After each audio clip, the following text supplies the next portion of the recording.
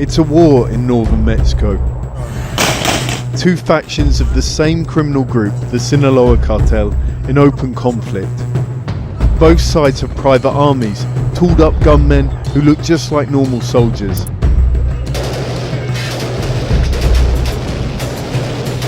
In Mexico, running for office can be very dangerous. Video released this week shows a politician being targeted for murder. Claudia SHEINBAUM wasn't supposed to inherit this kind of blood. She was marketed as the cleaner successor for Mexico's political landscape, the one who'd scrub out corruption while keeping the machine intact. But now, that machine is soaked in cartel fingerprints. Because last year, one of her closest political allies was quietly linked to a cartel-orchestrated kidnapping that turned into a political execution. In July 2024, El Mayo Zambada was kidnapped by Guzman's son. A rival politician was killed during the same ambush. New questions tonight about whether El Mayo was violently kidnapped by El Chapo's son or whether Chapo's kid had trapped him in an elaborate surrender scheme. El Mayo Zambada's Sinaloa cartel has been responsible for 80% of the street drugs sold in Chicago for decades, according to federal law enforcement, and he has a lock on big city sales across the U.S. And would you believe it? Quen's blood was found on the porch of Rocha's ranch. Not at the gas station the government showed on TV.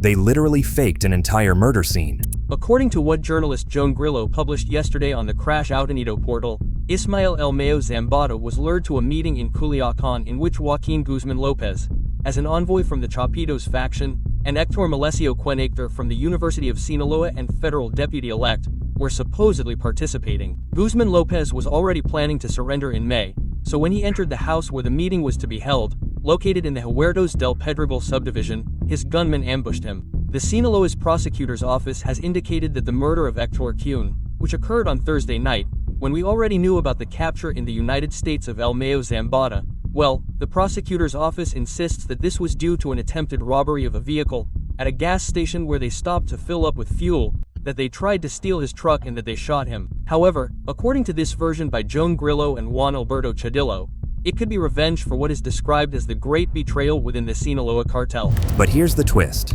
Rocha isn't in prison. He's still governing. And SHEINBAUM, she's not distancing herself. She's doubling down, staying silent, and redirecting blame, even accusing the United States of violating sovereignty while ignoring the blood trail running through her own party. Now the evidence is out. The fake videos are debunked, the blood has been matched, and the alliances are exposed. The governor of Sinaloa, Rubian Rocha Moya, assured that he does not have to be summoned to testify before the Attorney General's office and said that Sinaloa has made significant progress in terms of security.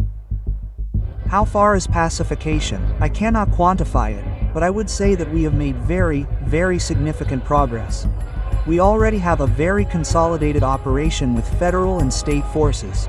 We are doing well. We are going to go out. They have summoned me to testify. No. So the question isn't whether SHEINBAUM knew. The real question is, how long has she been okay with it? And what happens for Mexico now that its president is a murder-abetting madwoman? They told the public it was a simple gas station shooting, a random attack. Wrong place, wrong time. But inside the ranch, where the ambush actually happened, blood told a different story. Let's rewind.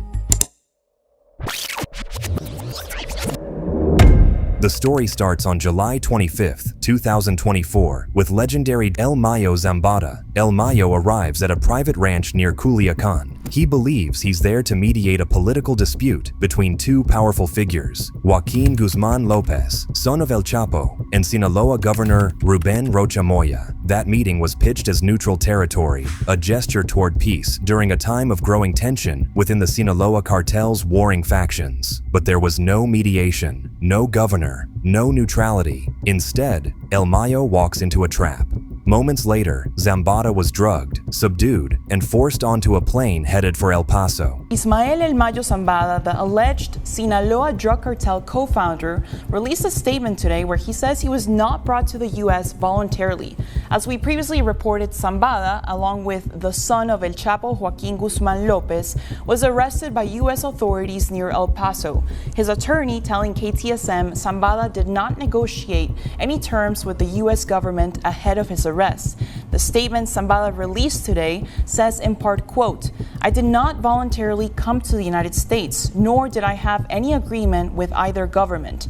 To the contrary, I was kidnapped and brought to the U.S. forcibly." He also says he was ambushed by a group of men who assaulted him, adding he was subjected to physical abuse and forced into a private plane that came straight to El Paso, where U.S. federal authorities were waiting for him and Joaquin Guzman Lopez. Hector Melesio Cuenojeda was shot.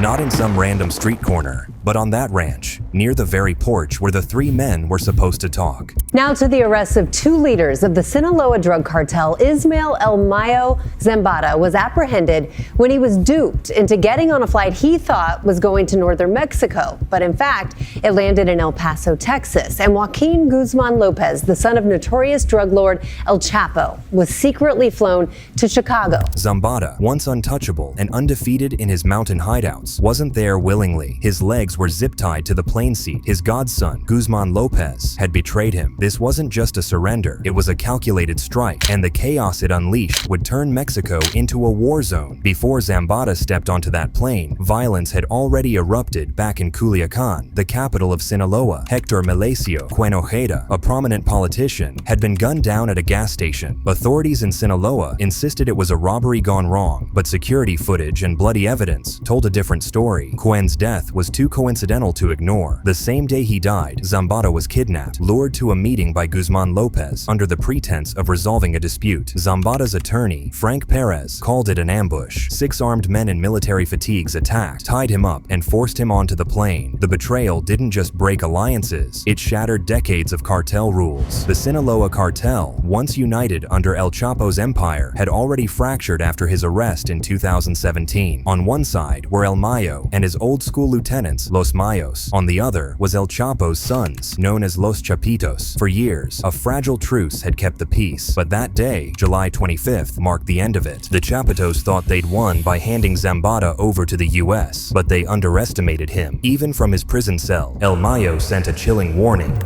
September 9th, 2024. 2 months later, the streets of Culiacan exploded in violence. It wasn't just a shootout, it was war. At dawn, a convoy of Mexican soldiers patrolling La Campiña, a neighborhood dominated by Los Chapitos, came under heavy fire. The clashes spread like wildfire. By midday, reports of bodies lined the streets of southern Culiacan, Los Mayos territory. Citizens barricaded themselves indoors. Schools closed permanently. Public buses were stopped by armed men who issued warnings about more bloodshed to come. Carla, a teacher in Costa Rica, a municipality south of the capital, described the horror. You hear the gunfire, bursts so loud they shake the walls, then silence, and the screams. It feels like you're in a nightmare that won't end. By nightfall, Culiacan was paralyzed. Narco blockades choked highways. Trucks burned in the streets. The Mexican government deployed the military, but even they struggled to contain the chaos. President Andrés Manuel López Obrador called for calm, claiming that the violence has overblown by the media. But on the ground, the terror was real. It spread to other places like Badiraguato and Navolato, traditional cartel strongholds. Highways became killing zones. Victims were found decapitated or shot, their bodies left with grisly messages scrawled on cardboard signs, sombreros and pizza slices. The calling cards of Los Mayos and Los Chapitos marked the corpses. One especially gruesome discovery in Ilota sent shockwaves through the region. A cooler containing a severed head decorated with bows and pizza drawings. It was Los Mayos' response to a Los Chapitos attack, a warning of worse to come. As for why it took so long for the war to break out, some believe Ismael Zambada Siqueiros, better known as Mayito Flaco, delayed the fighting to prepare. The son of El Mayo and his successor, Mayito Flaco, was quietly building alliances. 2 key players joined his war council: Jose Gil Caro Quintero, nephew of the infamous Rafael Caro Quintero, and Isidro Meza Flores, a rival of El Chapo. Together, they got together hundreds of gunmen, ready to fumigate Los Chapitos. Their timing couldn't have been worse for the Chapitos. While they fought to hold on to Sinaloa, their empire was crumbling. In Chicago, Joaquin and Ovidio Guzman faced legal battles that could see them spend the rest of their lives in U.S. prisons. Meanwhile, the U.S. played its own game. There's an agreement, and because of that agreement, which we still don't know the conditions for, the confrontation in Sinaloa that's taking place nowadays broke out. The trigger for the conflict between the two most powerful factions of the Sinaloa drug cartel dates back to July, when Ismael El Mayo Zambada, the leader of one of the two groups, was arrested in the United States. He alleges that a senior member of Los Chapitos, the rival Sinaloa cartel faction, kidnapped him and flew him to the U.S. against his will. Mexican officials demanded answers about the mysterious plane that carried Zambada and Guzman Lopez to Texas. Ambassador Ken Salazar denied any involvement, claiming the aircraft wasn't American, the pilot wasn't American, and no flight plan had been filed. The Justice Department stayed silent, fueling suspicions of secret deals. Back in Mexico, Governor Ruben Rocha, accused of attending the meeting that led to Zambada's capture, denied any involvement, but his ties to Badiraguato, the birthplace of El Chapo, and many cartel leaders made him a target of suspicion. To make matters worse, federal investigators found glaring flaws in Sinaloa's handling of Hector Cuen's murder. The gas station surveillance footage didn't match the official story. Blood in the truck bed went unexplained, and Cuen's cremation violated homicide protocols, erasing crucial evidence. As the violence escalated, even the most violent cartel members were shocked by its brutality. Schools in the region having to temporarily and randomly shut down due to the danger, along with some businesses and public transportation. State officials also having to call off Mexican Independence Day festivities earlier this month. We need to continue taking care of ourselves. I am very interested in the safety of the population, of girls, boys, young people, adults, the population in general. Meanwhile, back at the Culiacan ranch in Mexico, where Cuen was unalived, 2 bodyguards disappeared, presumed executed, and the official version. State media claimed Cuen had been gunned down in a chaotic robbery hours later at a gas station. That lie held for about 5 minutes. Federal forensic teams found Cuen's blood in the ranch house. Surveillance footage from the gas station was exposed as a staged fake. And behind the scenes, Mexican prosecutors confirmed what many in Sinaloa already knew. Cuen was the target, and Zambada, he didn't just get snatched, he got sold out. And here's the kicker. Cuen wasn't just Rocha's rival. He was planning a formal break from Morena. His death cleared the way for Rocha's uncontested hold on the state. Meanwhile, Zambada's disappearance decapitated the Maitos faction and let the Chapitos run the table. 2 birds, 1 ambush, a mountain of blood. So when you look at the aftermath, the fake crime scene, the doctored timeline, the silence from state prosecutors, even a blind man can see a cover-up, one so calculated it needed more than just a rogue cop or bribed mayor to hold together. Federal prosecutors in Mexico say there were serious irregularities in the investigation of the killing of former Culiacan politician, fueling suspicions of a cover-up. According to a Mexican publication, forensic evidence shows that Cuen was murdered at the same rural estate where alleged cartel capo Ismael El Mayo Zambada was supposedly kidnapped. And that's how investigators followed one thread to reach the dark side of SHEINBAUM'S regime. It didn't take long for the narrative to crack, but what started as a botched cover-up quickly spiraled into something far more sinister, a window into how deep Morena's institutional rot actually goes. The simple forensic evidence of finding Cuen's blood on the ranch set off the government's version of events. Once that lie collapsed, so did the wall protecting everyone involved, and one name started reappearing in every thread: Ruben Rocha Moya. Ruben Rocha Moya, governor of Sinaloa, acknowledges that there is no peace in his state. Officially, Rocha denies everything. He claims he was out of state the day Cuen was killed. But multiple witnesses, including Zambada himself, say Rocha was supposed to attend the meeting where it all happened. According to the testimony, it was Rocha who helped set the stage, the ranch, the timing, the political bait to lure both Cuen and Zambada in. His only alleged concern? That handing over El Mayo to US authorities might be too risky politically. And as you guys probably know, that's the language used by someone who's already in the loop. And let's be clear, Rocha wasn't some fringe player. He's the sitting governor of Sinaloa, SHEINBAUM'S rock-solid ally, and a Morena party heavyweight. And while prosecutors have so far danced around naming him directly, the deeper they dig, the clearer the connections become. For starters, the crime scene footage from the gas station was doctored by Rocha's own people. Sinaloa's prosecutors erased key evidence, and the cops who were supposed to secure the ranch where Zambada was abducted were reporting to Rocha's inner circle. Once you have the crime scene, you look at the motive. Now, we've already said that Quen was a direct threat because he was maneuvering for an independent run to challenge Rocha's grip on the state and criticizing their alliance with narco power brokers. And then there's the cartel side. Joaquin Guzman Lopez, the man who orchestrated Zambada's kidnapping, later pleaded guilty in U.S. court. He admitted everything from the ambush and the sedation to the jet to El Paso. But what he didn't say, and what prosecutors are still piecing together, is how he pulled it off inside a heavily patrolled, politically sensitive region without pushback from the state. The answer is obvious. He had help. So if Guzman had the cartel and Rocha had the state, then what kind of government is SHEINBAUM actually running? And more importantly, has she lost her mind? If a massacre of this kind happens in any country, it's not insane to imagine a few words of condemnation by the president. But here's the crazy part. Claudia Sheinbaum didn't condemn Rocha. She didn't demand an investigation. She didn't even call for a temporary suspension. She backed him. And where does she take that pointing finger? She takes it to the United States. Within weeks of the ambush, Sheinbaum's administration began demanding explanations, not from Rocha, not from Sinaloa, but from Washington. She insisted that U.S. authorities had conducted an unauthorized operation by taking Zambada into custody, framing it as a breach of sovereignty and violation of Mexico's dignity. Let's be clear, Zambada was a cartel boss, a fugitive, the same man her government had failed to arrest for years.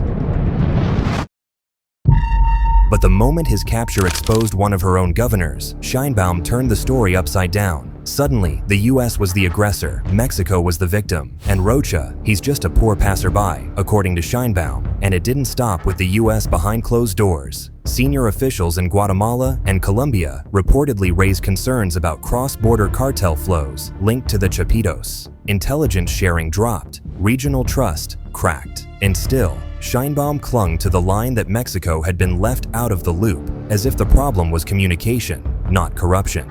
And this was a tactical move from her end, because while the president was posturing on the global stage, Sinaloa was burning. The Chapitos had seized on the power vacuum left by El Mayo's removal. Armed clashes erupted in Culiacan. Roadblocks, executions, and burned vehicles represented a full-blown internal war. Massive protests breaking out in Mexico City. More than 100 police officers were injured in these violent clashes outside of the National Palace. In between this, Sheinbaum offered thoughts and prayers while quietly greenlighting military intervention. So now the question becomes, if this is how Sheinbaum handles betrayal from within, what happens the next time a governor needs to bury a body?